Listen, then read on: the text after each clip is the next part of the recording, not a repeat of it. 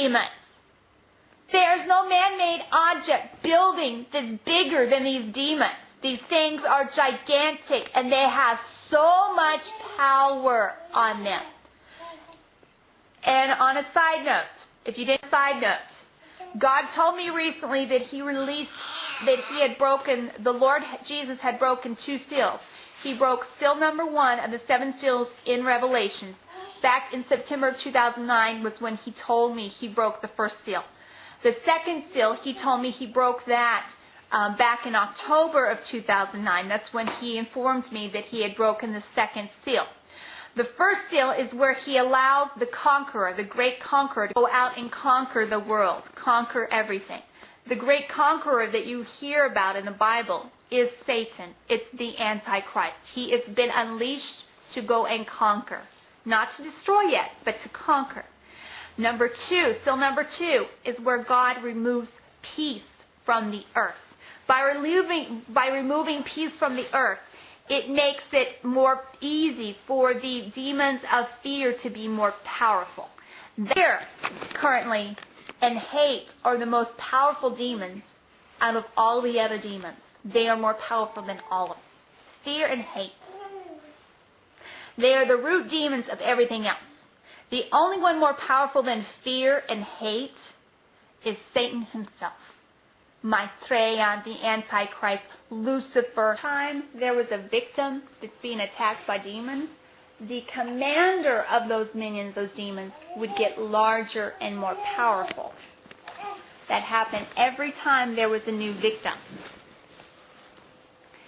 And the commanders were attached themselves to Satan, the Antichrist. All went to him. He was so beautiful that he did not look like a man or a woman. He looked like a being. Not male, not female. Being.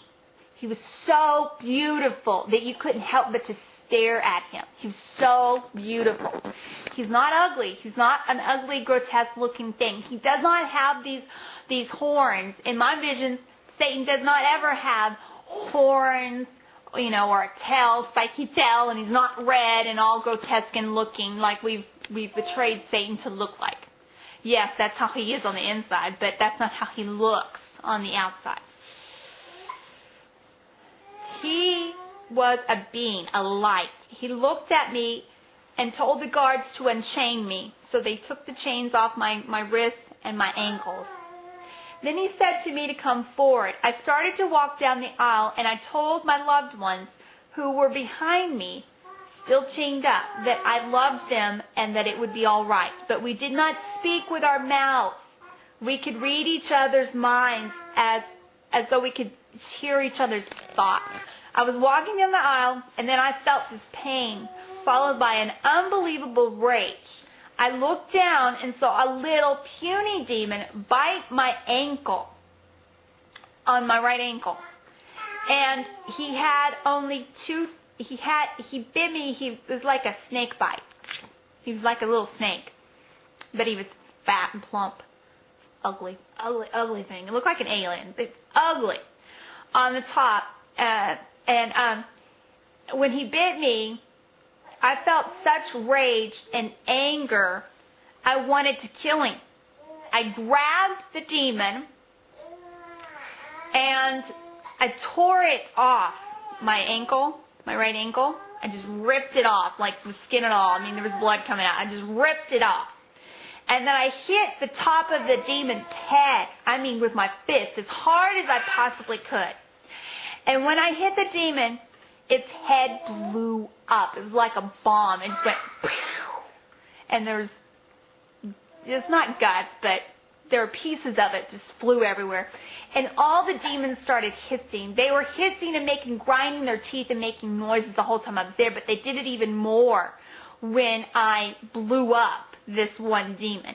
And Satan, the Maitreya, Lucifer, the Antichrist, whatever name you want to call him, the devil, he thought it was wonderful when I did that. He started laughing. He was very pleased that I had tried to kill his demon.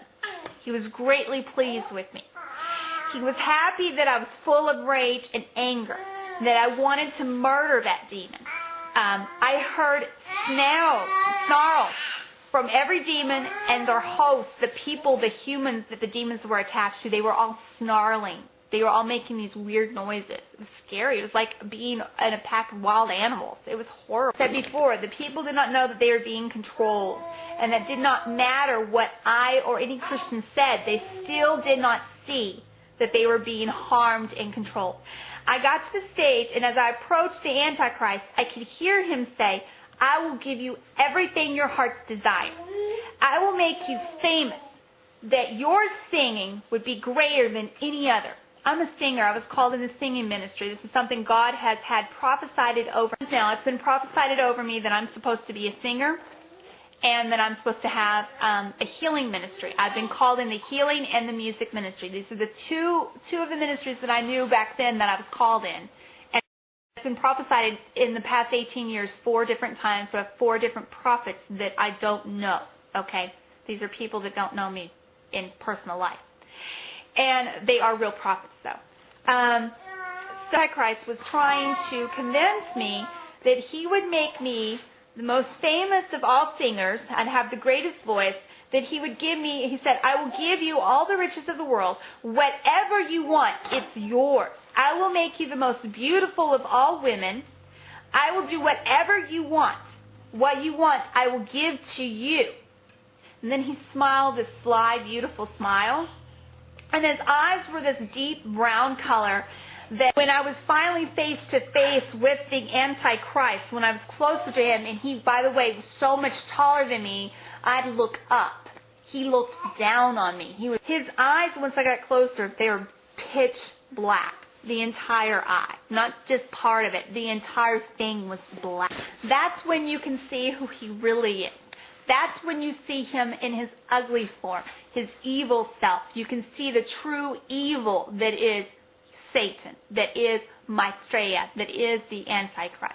You don't see that when you're looking from behind, when you're away from him. He looks so beautiful and so bright. But when you get up close to him and he lets you see the real him, that's when you realize that he's pure evil. But by that time, it's too late. It's too late. He's already convinced you that he's good, holy, and just, and righteous, and that he's God, and that he's wonderful, and he's got wonderful things for you. By that time, he's already convinced you this stuff. So it's too late for you. And Lucifer is complete evil. Complete evil. He may have been referred to by God as a star, like a star. He made him bright and beautiful like a star. But that does not mean that he is good. Remember that. Just because he's a star does not mean he is good. Remember that. Now, and so he is pride, control, and manipulation.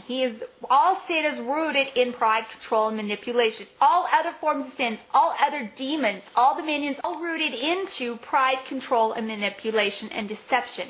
That is who he is. That is what Satan, that is what Maitreya is. See him for who he truly is. Open your eyes. Open your ears. See the real Maitreya. See the real Antichrist, people. Wake up. Okay. The Antichrist, Satan, the beast, spoke to me again. And he said, all you need to do is sign this on this line. And you don't have to worry. You don't have to worry. It's just a contract. I saw a goat appear on the stage next to him. He cut it open with a knife, with a sharp knife. It was a gold one. It had emeralds and rubies and, diamonds and all kinds of stuff like that on it. It was really pretty nice. The blood was dripping out, and he took. It looked like one of those quail pins, one of those old timey pins. It's kind of like. And then I said no. When I said no, I belong to God, is what I told him. I turned around and I started to sing in the room. In this big building. It was bigger than a coliseum, but the word I'd like to call it is coliseum. It was huge. It was like a big stadium. It was huge. The room that was once red and dark and scary, red colored, like blood red cloud, demons everywhere. Then, when I started to sing praises to the real God in heaven and to the Lord Jesus, I saw angels surround the room. They were huge angels, tons of them. There were so many I can't even count them all. They were holding hands, and they were singing the songs with me. Whatever song I sang, they sang it. I fell back onto my backside. I fell down. There was like this big boom, and I fell down. And I saw all the Christians that were with me. We all fell back. We were all singing with the angels, and then we all fell back. And the angels were still standing. And I saw God. I actually saw our Creator's hands come into the room. And when they got into the room, when he brought his hands in the room, the demons and Satan freaked out. They were screaming and hollering, and all those that were demonically brought down, possessed by these demons, were screaming. They were screeching. It was so much louder. It was horrible. It was a horrific sound. And before he destroyed them, he just grabbed them like this, and he just destroyed them. It's like they blew up. It was so weird. And when that happened, the moment he did that, all the red clouds, the horrible feeling, the music, everything, the atmosphere completely changed, just like that. And before you knew it, I could still hear the angels singing, and God's hands were in there. And God said to me, since it was I was the one in the vision, He said to me, "Job well done, good and faithful servant. Love you, my child. I am most pleased with you."